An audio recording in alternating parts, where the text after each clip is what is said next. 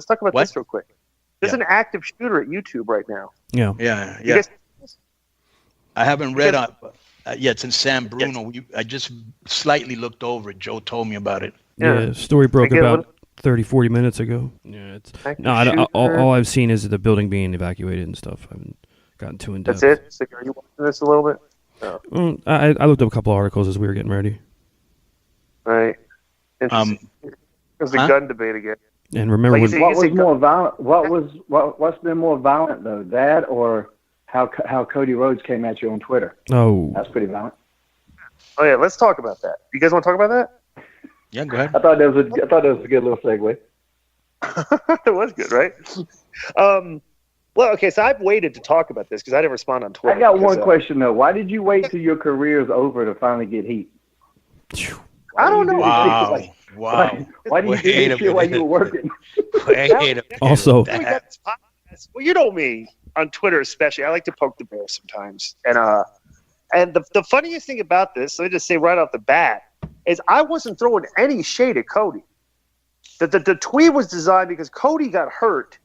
It was designed for to mean because here's what happened. I'm looking at thing. Somebody sends me the tweet of the Will Ospreay move, where I guess he hurt his neck really bad. Yeah. Now he almost broke his neck. Okay, and on a ridiculous Spanish fly on the apron outside the ring. Did you see that thing? Yep. Yeah. So somebody tweeted when people do all these crazy moves and get hurt, people tag me and didn't because they know I'm a proponent. I speak out against violence. The injuries in wrestling. So I tweeted, this is just the common sense, the lack of common sense with regards to injury prevention. And somebody tweeted, showed Cody Rhodes busted open. And I guess Kenny Omega kicked him too hard in the face. And I'm like, this is, it's kind of it's kind of cruel. It was kind of a mean tweet. I should have maybe I should have chosen a better choice of words. But I basically said, this is not work. This is, work. These guys would rather kill each other to get have Dave Meltzer put their Why match. don't you read exactly what you've said for people that maybe not have read it? Well, let me read it. Did you have it, Joe? Why don't you read it? Joe ain't afraid to never be looking up shit we're talking about. Well, we were talking about the YouTube thing, so I go to that, and then we jumped. Right now. Yeah, we were done with that. We're going on to something else. All right, so you see the picture of Cody with his eyebrow was kind of split open here. And D.I. went, nobody knows how to work anymore. They would rather kill each other to get Dave Meltzer to put their match over. That is a problem that needs to be front and center. I'm sorry? I put the word work in quotations. You did. Correct. Okay. Right. Okay. And because bro, I'm telling you, is that it? Yeah, this is a problem that needs to be put front and center, and guys are going to keep getting hurt. Wait, let him finish. Go ahead. The end of the tweet was, that is a problem that needs to be put front and center, and guys are going to keep getting hurt. Okay, so people now know what we're talking about in case they didn't read it. Yeah. Right, the read code there. Oh, then I tweeted, somebody tweeted that it was an accident, and I basically retweeted, I said, it's not an accident when you kick somebody too hard in the face. It's I'll speak on this. Read the tweets and I'll speak on this.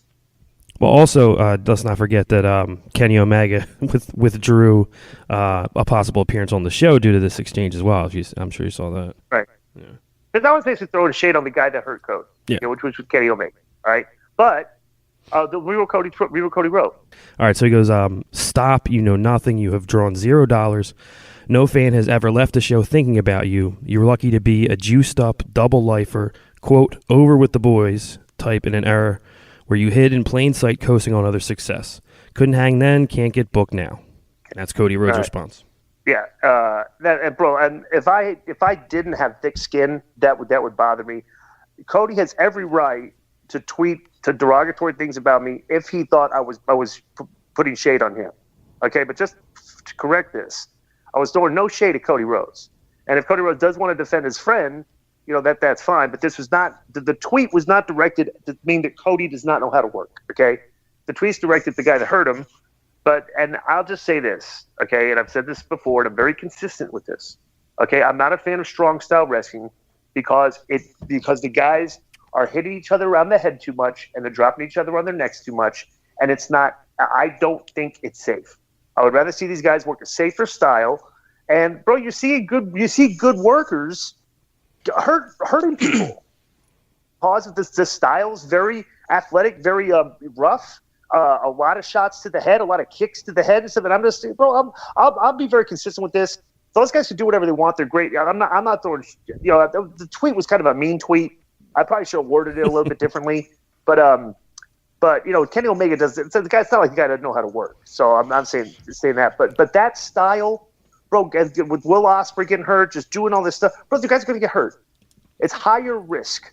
And higher risk means higher risk of injury. And you're going to bust guys open. You can't be a perfect worker and work that style. I mean, you have to be a perfect worker to work that style. You can't ever, when you're clubbing guys in the head with forearms, when you're kicking guys in the head with these karate style kicks and stuff and everything, even if you pull them, bro, if you screw it up one time, but barely screw it up, you can have what happened to Cody.